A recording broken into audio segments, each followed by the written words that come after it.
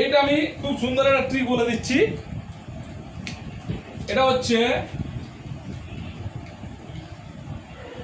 620 plus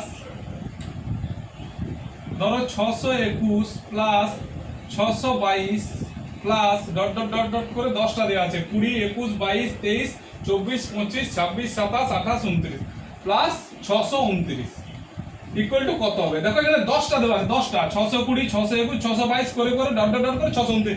এটা কিন্তু দেখে নেবে ছক করে একবার। 620 তে 620 621 622 623 624 625 26 27 28 29 10টা হচ্ছে।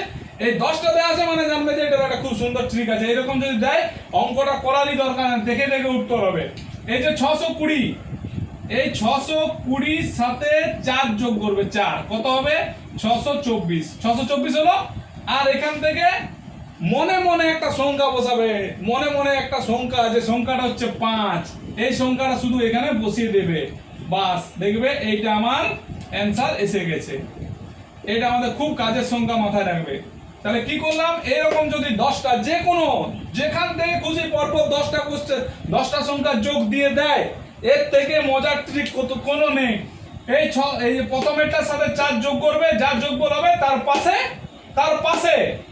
পাশে এই ইনাকে বসিয়ে দেবে। তাহলে 6 2 4 প্লাস 5, এখানে কি ছিল?